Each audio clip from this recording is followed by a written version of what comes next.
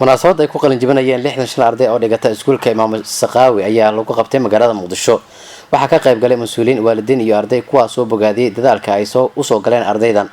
maamulaha iskuulka Mahad Yusuf Maxamed ayaa ka hadlaya muhiimadda munaasabadan maanta. waxaan rabaa amaanta iskuulka Imaam Saqaawi maraaxisha oo soo maray dad badan ka sheekeeyay. ma ahan wax aniga hadda aan dib ugu noqonayo markii taariikhda Imaam Saqaawi la fiiriyo dad badan oo muddo dheer juhud soo geliya joogay sida Ustaad Cabdiwali Macallin Cismaan oo muddo dheer ka soo shaqeeyay, Macallin Maxamed oo sheegay muddo dheer long time inuu ka soo ahay maamul ku xigeen iyo finance, soo kale Sheekh Abuukar oo waqti dheer juhud iyo dadaal geliyay. intaas oo waxay soo mareen maraaxil kala duwan, ma ahan taariikh u baahan in afka laga sheego.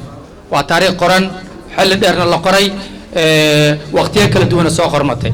sidaas awgeed aniga waxaan member ka noqday maamulayaasha iskuulka, waliba xilli adag soo shaqeynay oo maanta si wanaag u yeeshay ardadii aan shalay maamulku haynay maanta qalin jabiyaan waliba dufcadii koowaad.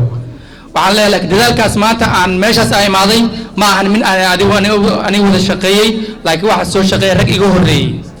meel ay ka soo bilaabeen, maraaxil soo marsiiyeen, way soo socotay, maraaxil kala duwan ay soo martay, laakiin nasiibka iyo waqtiga ayaa igu saaciday inaan meeshii qalin jabinta ama xilliga ugu dambeeyay aan wada joognay wadana shaqeynay. Sheekh Abuukar Xasan Maalin asaasaha iskuulka ayaa isagana hadal u jeediyay ardaydii qalin jabinaysay.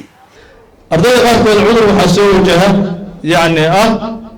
jaamacad 4 sano hadda ka bacdi meel qalin hadana ayaad sii waraysaa oo waqtigu uu la fogaado oo dareen uu isgeliyo in waqtigaasba uusan gaari karin ama waqti intaas leeg uusan sii wadi karin waxbarashadii oo hammigu uu ka daciifo ama qalbigu uu ka dilmo. cudurka noocaas oo kale waa inaad la dagaalantaan oo iska ilaalisaan. iskuulkan ayaa la aasaasay sanadkii 2018 tanina waa dufcadii koowaad ee ka qalin jabisa.